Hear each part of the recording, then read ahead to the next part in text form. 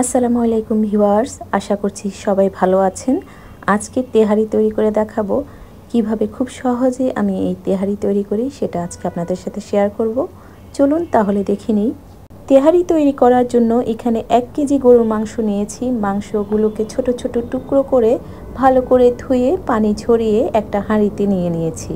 এখন এই মাংসের মধ্যে মশলা দিয়ে ম্যারিনেট করে নিব। তাই দিয়ে দিলাম 2টো তেজপাতা, মাঝখান থেকে চিড়ে দিয়েছি 2 টুকরো দারচিনি, 1টি কালো এলাচ, একটা স্টার এনিস, 4টি ছোট এলাচ, 10-12টি লবঙ্গ, 1 কাপ পেঁয়াজ কুচি, 1 টেবিল চামচ রসুন বাটা, 1.5 টেবিল চামচ আদা বাটা, 1 টেবিল চামচ তেহারি মশলা, হাফ কাপ টক দই, স্বাদ মতো লবণ, 10-12টি গোটা কাঁচামরিচ, 1 চা চামচ ধনিয়ার গুঁড়ো, 1 চা চামচ জিরার গুঁড়ো।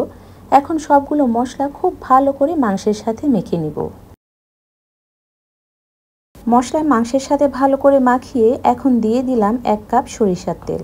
তেল মশলা মাংসের সাথে খুব ভালো করে মাখিয়ে 20 মিনিটের জন্য রেস্টে রেখে দিব।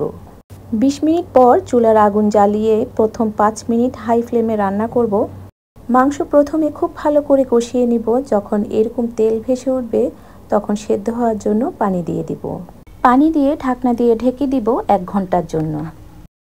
এরপর এখানে 3 কাপ চিনি গুঁড়া পোলাও চাল নিয়েছি। চালগুলো ভালো করে ধুয়ে পানি দিয়ে ভিজিয়ে রেখেছি। 1 ঘন্টা হয়ে গেছে। অফ ক্যামেরা অবশ্য ঢাকনা উঠিয়ে কয়েকবারই নেড়েচেড়ে দিয়েছি। মাংস খুব ভালোভাবে সেদ্ধ হয়েছে। এখন আমি এখানে পানি দিয়ে দিব 6 কাপ। যেহেতু পোলাও চাল নিয়েছি 3 কাপ, তাই পানি দিয়ে দিব 6 কাপ। আমি এখানে গরম পানি দিয়েছি, চেষ্টা করবেন গরম পানি দেওয়ার, তাহলে রান্নাটা খুব ভালো হবে।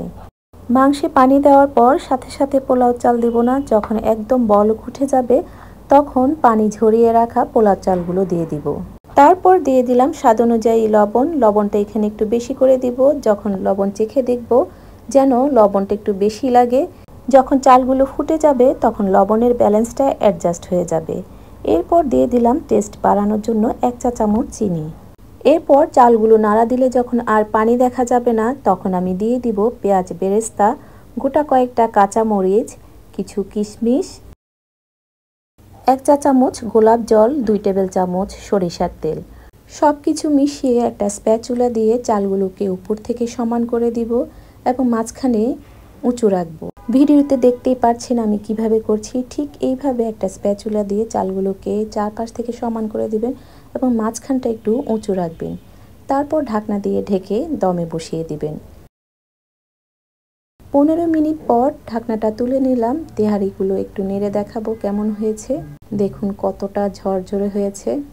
খুব সুন্দর একটা ঘ্রাণে পুরো ঘর মোমো করছে, যা আমি ভিডিওতে আপনাদেরকে বোঝাতে পারছি না। এর জন্য আপনারা এটা তৈরি করে খেতে হবে। এখন আমি এটা পরিবেশন করে নিব। তৈরি হয়ে গেল তেহারি। রেসিপিটি ভালো লাগলে অবশ্যই ট্রাই করবেন এবং আমার ভিডিওটিতে লাইক দিয়ে শেয়ার করে দিবেন আর আমার চ্যানেলটিকে সাবস্ক্রাইব করবেন। সবাইকে অসংখ্য ধন্যবাদ। আল্লাহ হাফেজ।